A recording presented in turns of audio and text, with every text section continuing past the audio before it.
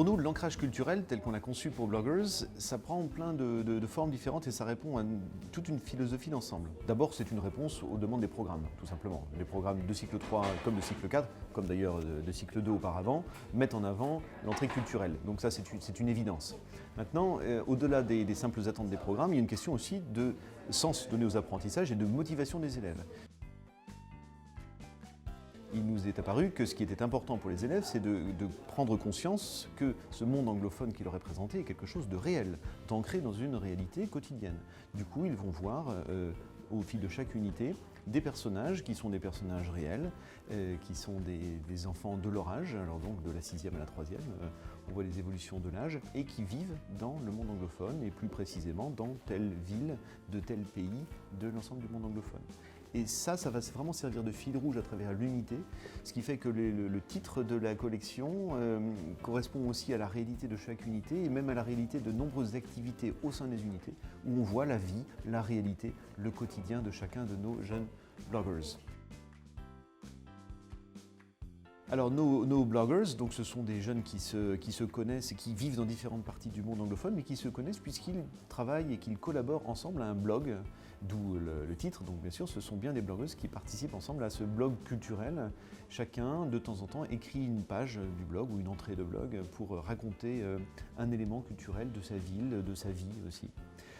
À la fin de chaque unité du manuel, on trouve donc une page de ce blog rédigé par l'un de nos bloggers. Et là, on illustre vraiment très concrètement cet ancrage culturel dont on parlait, celui qui nous permet de voir le monde du point de vue d'un adolescent qui vit à Toronto ou à Londres.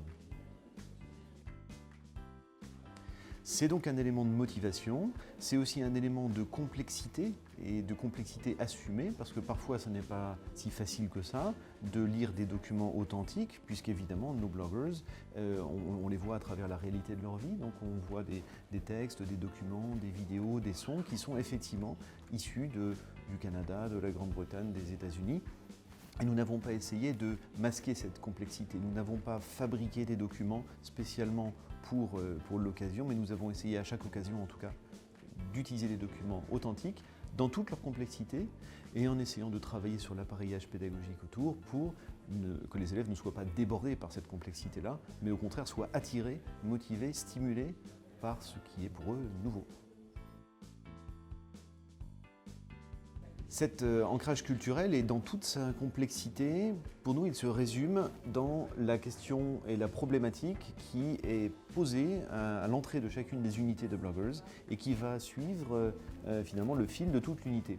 Cette problématique, elle pose justement une question d'ordre culturel pour pousser les élèves et leurs professeurs avec eux, bien sûr, à s'interroger sur ce qui se passe dans le domaine culturel qui nous intéresse, celui de la famille pour les États-Unis ou celui de l'environnement ou de la nourriture pour la Californie, mais toujours dans un ancrage culturel. On ne parle pas des questions de famille ou d'environnement en général, mais bien dans un contexte bien particulier. Voilà à quoi sert cette problématique, c'est pour éviter de partir dans tous les sens, mais au contraire pour avoir un fil rouge qui oriente la logique générale de cette séquence qui est notre unité. La démarche de blogueuse a été pensée dans une logique actionnelle. Cette logique actionnelle c'est une sorte de pédagogie de projet dans laquelle l'élève est amené à la fin de l'unité à réaliser quelque chose. Et bien cette réalisation, elle est également reliée à cet ancrage culturel. Nous avons tâché de faire en sorte, là aussi à chaque fois que c'était possible et pertinent, mais de faire en sorte que cette action, cette réalisation finale soit reliée à ce qu'on aura appris culturellement pendant l'unité. Alors, pour citer quelques exemples de tâches finales qui sont très ancrées culturellement, sur le manuel de 3e, par exemple, on travaille sur l'Australie, puisque l'une de nos blogueuses vit en Australie.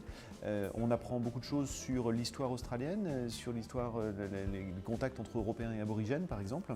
Et la tâche finale consiste à recevoir un documentaire vidéo sur l'Australie et sur l'histoire d'Australie et devoir réaliser la voix off de ce documentaire.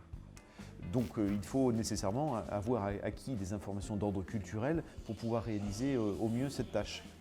Je pense aussi à une autre activité qui cette fois est dans le manuel de 4e et qui propose d'illustrer un livre sur la Grande-Bretagne du 19e siècle.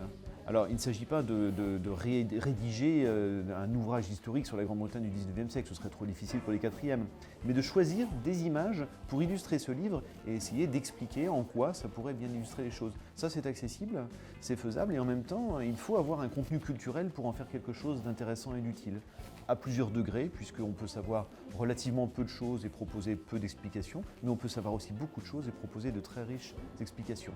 C'est donc une piste aussi de différenciation pédagogique intéressante. À travers les projets d'EPI, d'enseignement pratique interdisciplinaire, nous essayons de rester aussi dans cette logique d'ancrage culturel très fort, partant du principe que l'anglais n'est pas là pour simplement traduire ou calquer ce qui se fait dans d'autres disciplines, mais bien pour prendre toute sa place dans le domaine culturel, à travers ces réalisations d'EPI. Je pense à un exemple à travers un EPI qui est proposé en troisième, qui s'appelle Rocket Science, où on propose aux élèves, en parallèle de leur cours d'anglais, de travailler avec leurs professeurs de sciences physiques pour créer des sortes de petites fusées, alors fusées à eau ou bien avec des systèmes de réaction avec des acides, de façon à projeter des fusées en plastique. C'est évidemment pas pendant le cours d'anglais qu'on va travailler sur la mécanique de la projection des fusées. Ça, c'est l'affaire du professeur de sciences physiques. Mais en anglais, c'est relié directement à l'unité sur la NASA et sur les grands personnages qui ont animé, fait vivre la conquête spatiale américaine. Et bien, le rôle des élèves dans cet EPI-là, et pour le cours d'anglais, sera d'essayer de trouver le meilleur nom pour cette fusée que l'on va créer et d'essayer de justifier ce nom-là par rapport à ce qu'on aura appris pendant le cours d'anglais. Et là, je pense que le terme d'enseignement interdisciplinaire prend toute sa force. Chaque discipline apporte sa spécialité et nous, pour l'anglais, nous apportons des éléments de langage, bien sûr, mais aussi et peut-être surtout de culture que l'on n'apprendra pas ailleurs que dans le cours d'anglais.